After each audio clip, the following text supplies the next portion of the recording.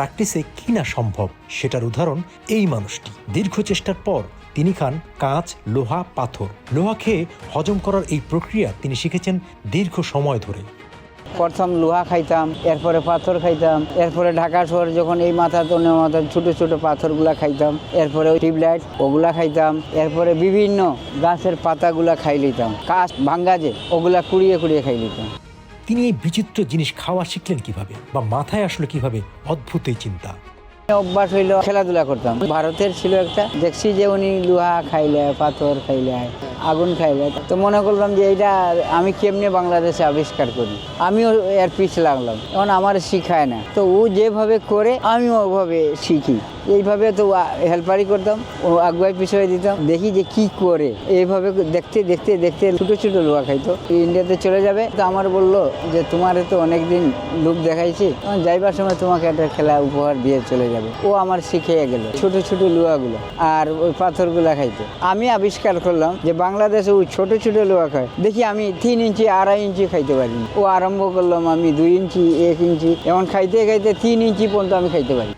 শুরুর দিকে এই কাজ করতে গিয়ে বিপদেও পড়েছিলেন, সেই বিপদ থেকে নিজ চেষ্টায় রক্ষা পেয়েছেন। প্রথম একবার প্র্যাকটিস করি, আমার এই গলায় লাগিয়ে গেল ছোট ছোট লুয়া। আমি মনে মনে কইলাম যে দেখি নরম কাঠল খাইলে যায় কিনি লুয়াগুলো। আর নরম কাঠল এটা একজন দিল উপহার, কুশগুলা একবারে এক গিলিয়া গিলিয়া খাইতে পারছি। কাঠলের কুশের লগে লুয়াগুলো চলে গেছে। প্রথম যখন আটকে যাইতো তো 2 দিন 3 দিন খাইতে পারি নাই। ঢাকা শহরে কোনো ডাক্তারে ওষুধ দিতে পারিনি। ডাক্তারে গেলাম, তবু বলে আমি লোহা এটা বাইর করতে পারবো না, কাটিয়ে বাইর করবো। তো বললাম আমি দেখি কোনো জিনিস আবিষ্কার করি যদি লোহা কেমনে যায়। নিজেরটা নিজে যেমন আমি শিখছি, নিজেরটা নিজে করতে হবে। যে চিটা মাটি আছে না, ও মাটি খাওয়া আরম্ভ করলাম, ও মাটির লোকে চলে গেছে লোহা। এটা আমি আবিষ্কার করলাম। পরিবারের লোকজন জানতেই পারেনি শুরুতে, আর জানার পর ভয় পাওয়াটাই স্বাভাবিক।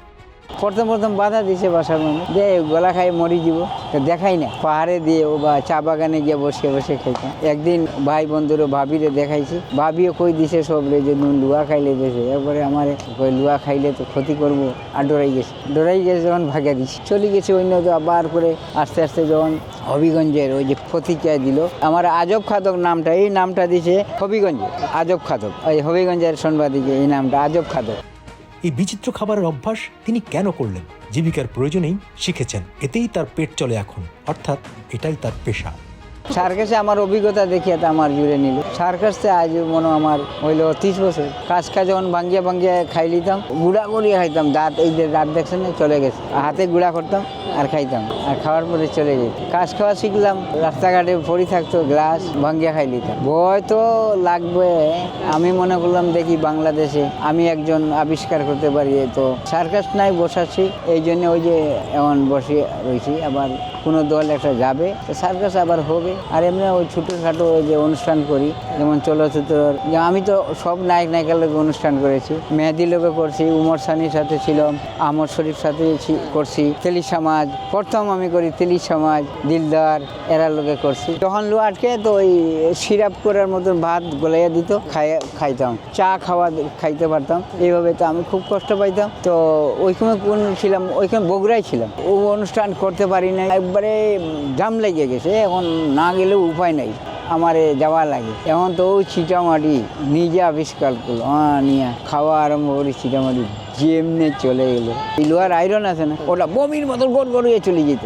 এটার আয়রন আছে, লোহার আয়রন আছে, ভাতর ছোঁয়া চলে যেত। আমি যখন খেলা করি ভাত খাইতাম না। সার্কাসে রাত্রের ভাত 3 শু করিয়া এরপরে লাস্ট ভাত খাইতাম। এরপরে সকালে ভাত খাইতাম না, শু করার পরে ভাত। এ ধরনের কাজ অনুশীলন করা খুবই ঝুঁকিপূর্ণ। চলতি এ ধরনের অনুশীলন থেকে সবাইকে বিরত থাকার অনুরোধ করছে।